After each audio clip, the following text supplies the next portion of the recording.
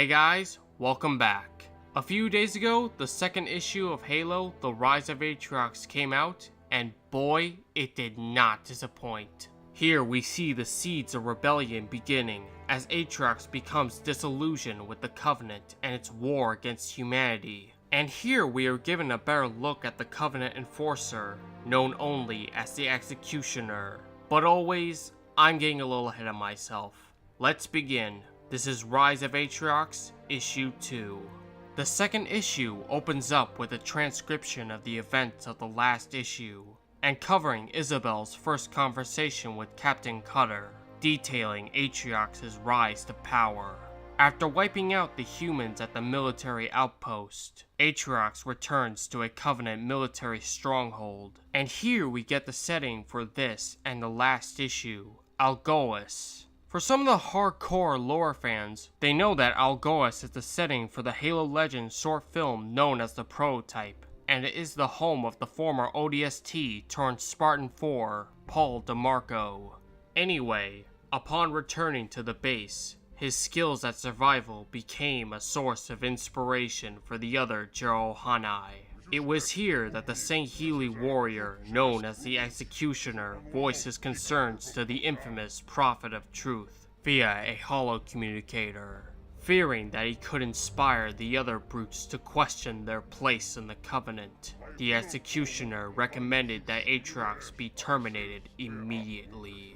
However, Truth advised the Executioner to speak with Atriox to see if his loyalties still lie with the Empire, and remind him his place in the Great Journey. The Executioner approaches Atriox and commends him for his valor in battle, but it is here where he sees that Atriox has become disillusioned with the Covenant and its war against the humans. Upon reporting to Truth of his findings, they deem him as a threat, but were unable to execute him because of his growing popularity among the Jerohanai.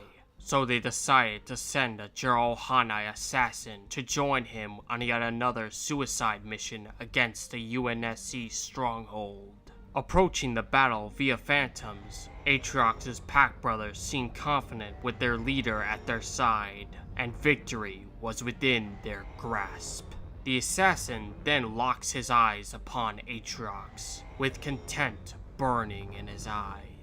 Before we continue, I want to take a look at these Jerohanai. They appear to be wearing a similar armor to that of Atriox's, so they could be representing their clan, or they could be representing a Jerohanai shock troops sent by the Covenant to do the most dangerous and suicidal of missions. Anyway, like all other battles, Atriox emerges victorious at the expense of his clan.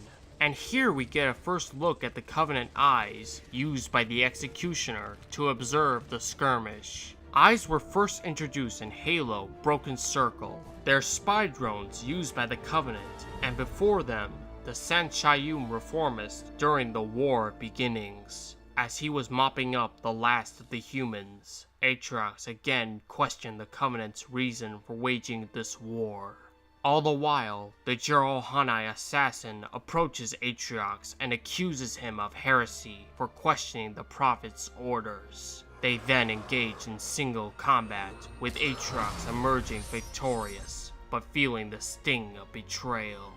We now come back to the same cutscene from Atriox's origins from Halo Wars 2, where the Executioner confronts Atriox for murdering his own kin and robbing his place in the Great Journey. When the Executioner thrusts his blade upon his face, Atriox catches the blade, rose to his feet, and killed the Executioner with his own sword. Before the other Sangheili could attack Atriox, fulfilling the Executioner's judgment, the other brutes came to his aid and slaughtered the elites. And this, the seeds of rebellion had begun, and the Banished were born.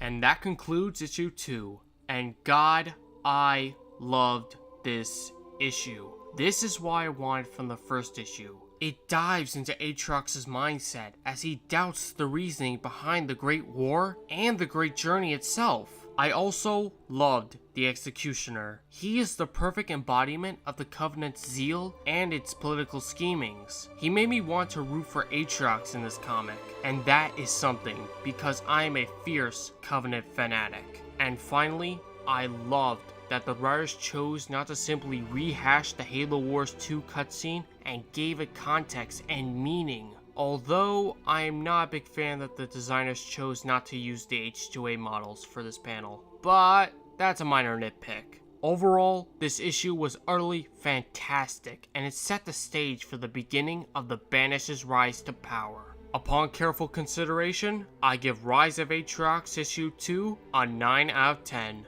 It was utterly fantastic, and now I'm definitely looking forward to what happens next issue, as we'll be introduced to a new Covenant colony world named Autorok, and introduced to a new Kikyar scientist named Sig Ron. I wonder what she'll bring to the table next month, but until then, may Urus's everlasting light shine your path. Victory to clan and kin, fellow warriors. Covenant Cannon out.